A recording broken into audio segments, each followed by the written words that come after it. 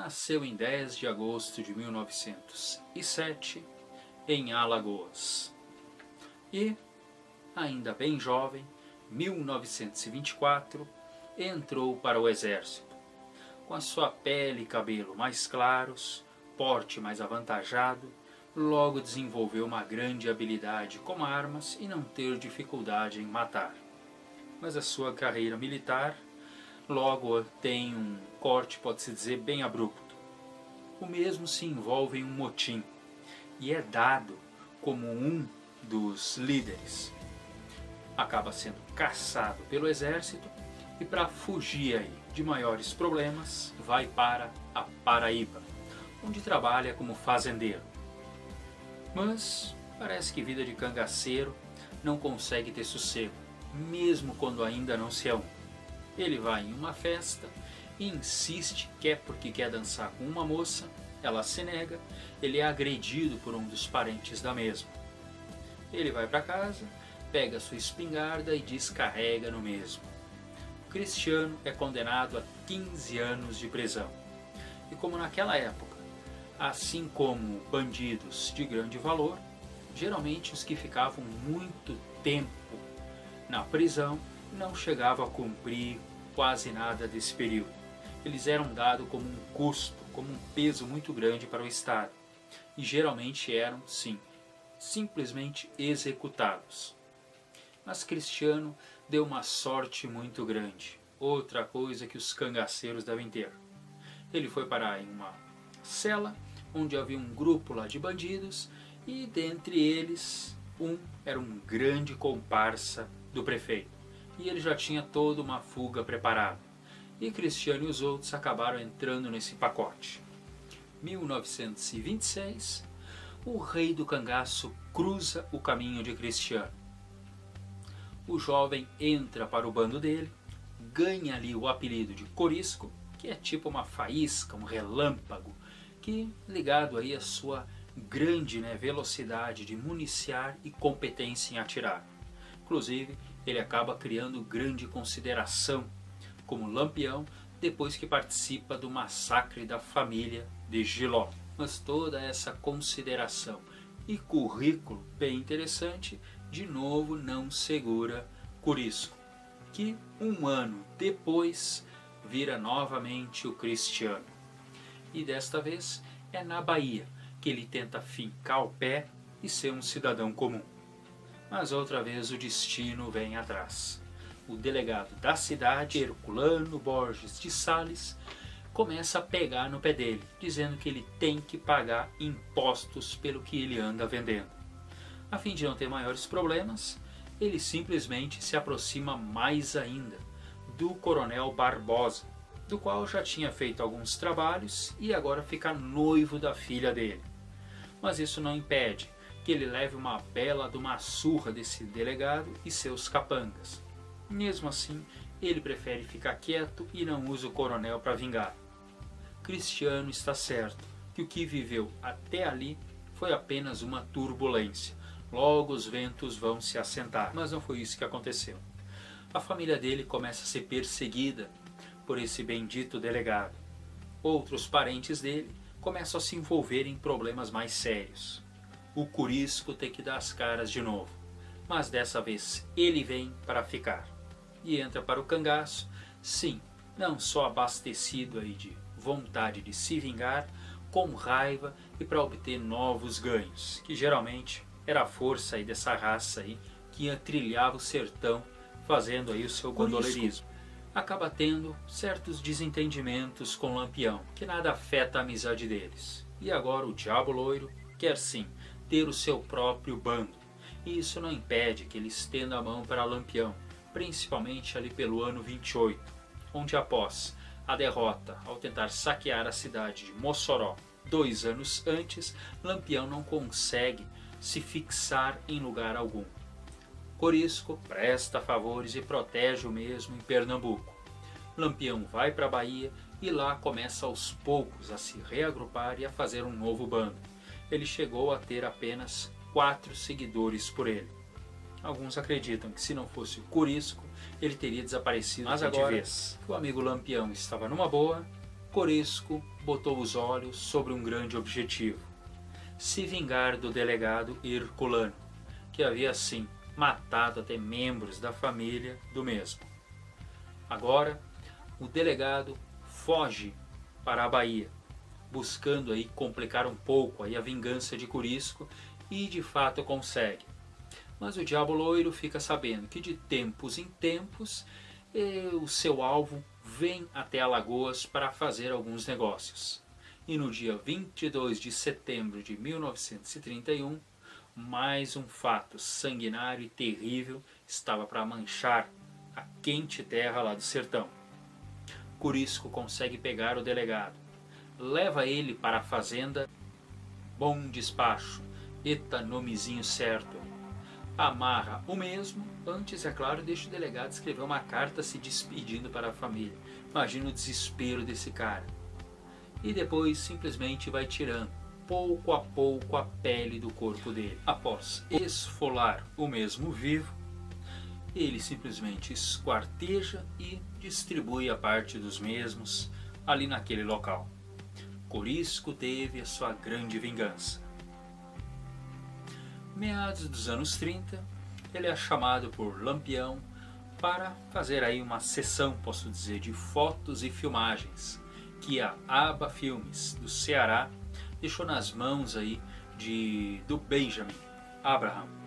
Eu detalho melhor esse projeto aí que aconteceu, que até hoje não deixa de ser as únicas filmagens e fotos de profissionais, pode-se chamar, feitas aí do cangaço. Mas lá no Lampião, parte 2, eu detalho melhor essa história. Por aqui, vamos seguir em frente, que a vida desgraçada de Corisco ainda tem muito chão. Era ali por julho de 1938. Corisco ganha um bilhete de Lampião para comparecer na Grota do Angico, margem aí do rio São Francisco, em Sergipe, para uma grande reunião. Dezenas e dezenas de cangaceiros iriam se reunir para dar um fim ao caçador de cangaceiros Zé Rufino. Mas no que foi se aproximando dessa região, os informantes deixaram aí o Diabo Loiro aí bem curioso. Há uma situação em que estava ocorrendo aí uma organização muito grande na cidade de Piranhas, que estava se deslocando dezenas de volantes muito bem armados para aquela localidade. Dia 27, ele pretende então dar um tempo e acaba armando acampamento aí do outro lado do rio. Mas pelas 5h30 da manhã do dia 28, não dá outra. O tiroteio, o chamado massacre de Angico, ocorre. 50 volantes muito bem armados atacam o acampamento de Lampião, que dias depois foi dado sim como certa a morte do mesmo. Corisco, o Diabo Loiro, estava assumindo o trono, mas era um lugar que ele acabaria ocupando por pouco tempo. Não é hora ainda de parar. Corisco ainda tem mais uma vingança. Ele quer vingar sim a morte do amigo. E dia 2 de agosto, ainda daquele ano, ele é informado por Joca Bernardes, um coiteiro que, como eu falo lá na Lampião parte 2, tem uma considerável desenvoltura em toda essa conspiração aí contra o Lampião. Aliás, é chamado Massacre de Angico, mas é um nome muito injusto. Afinal, emboscadas eram técnicas, que ocorriam aí em situações como essa. Se chegou a ocorrer 10, 15 minutos de tiroteio, não há por que chamar isso de massacre. Mas Joca Bernardes está aí de novo. E ele aponta o coiteiro Domingos, um coiteiro aí de confiança do Corisco, como aquele que entregou. Quando a história diz que na realidade foi Joca Bernardes que dedurou Pedro Cândidas, que sabia aonde estava Lampião. Mas o que importa? Corisco está com a faísca, está com o relâmpago fervendo. Ele vai até a fazenda Pato e a acaba assim exterminando Domingos, a esposa dele e mais 4 filhos. De um jeito pode-se dizer que é a cara aí do cangaço. Corta a cabeça de todos e faz ainda com que um observe o seu ente querido sendo morto. Mas ainda havia lá 2 garotinhos, uma garotinha e um bebê. E Corisco poupa eles, dizendo que a vingança já está boa por hoje. Muitas pessoas dizem que foi Dadá, a companheira de Corisco, que fez a frente e solicitou que não. Mas para muitos historiadores, a Dadá, que estava dando entrevistas desde os anos 70, começou a aumentar o seu volume ao ponto de dizer que praticamente era ela que mandava no bando de Corisco. Corisco não estava mais aí para se defender. Assim foi com Zé Sereno, que a princípio se aproximava de Lampião só para receber ordens, mas que de entrevista em entrevista ele praticamente disse que ele era de fato o grande rei do cangaço.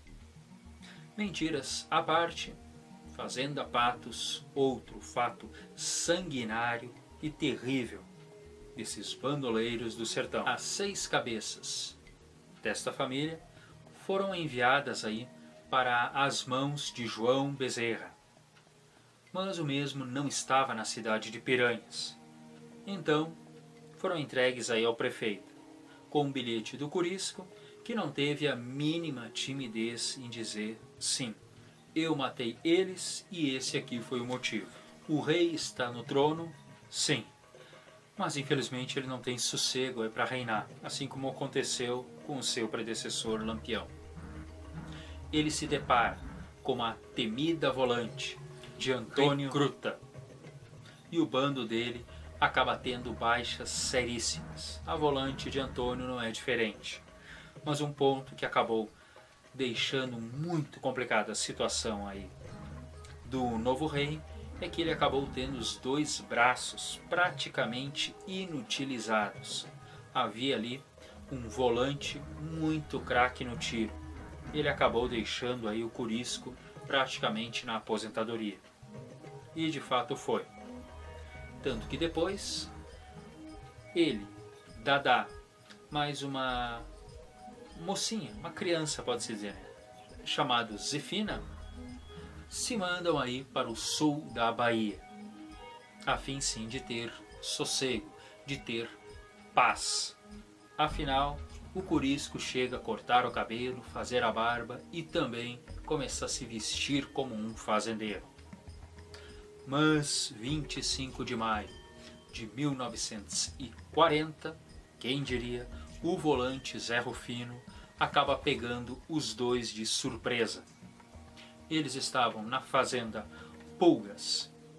Para a sorte aí do cangaceiro Rio Branco, da companheira dele, os 2 não estavam naquele momento na residência e nunca mais foram vistos. Zé Rufino chega e dá voz de prisão, mas infelizmente Dadá e Corisco resistem como pode, posterior fugindo sim do jeito que dava. Mas a metralhadora entra em ação. Dadá leva um tiro na perna direita e Corisco vários na barriga e no peito. Posterior, Dadá é levada aí para um hospital onde começa a fazer aí várias e várias cirurgias, que foi tirando aos poucos a perna direita dela até não sobrar nada. Ela ainda fica presa por 2 anos. Corisco, já loiro, teve um fim que geralmente foi a sua vida. Ficou aí por cerca de 10, 12 horas agonizando os ferimentos, até encontrar o seu fim. Ele é enterrado na Bahia, mas a família dele fica de cara. Simplesmente o corpo é exumado sem autorização, a cabeça e o braço direito são levados para o Instituto Nina Rodrigues, na Bahia, aonde já estava a cabeça de vários cangaceiros que haviam morrido no dito massacre de Angico. Anos e anos depois, ali por início dos anos 70, a Dadá consegue exumar de novo o corpo do Diabo Loiro. Só que dessa vez o que ela faz? Pega todas as ossadas que pode, leva para casa dela e deixa assim os restos mortais em cima de um guarda-roupa, que fica por lá por cerca de 4, 5 anos. Até que finalmente, fim dos anos 60, tanto os restos mortais de Corisco como as outras cabeças que estavam lá no Instituto Nina Rodrigues são liberados para o sepultamento.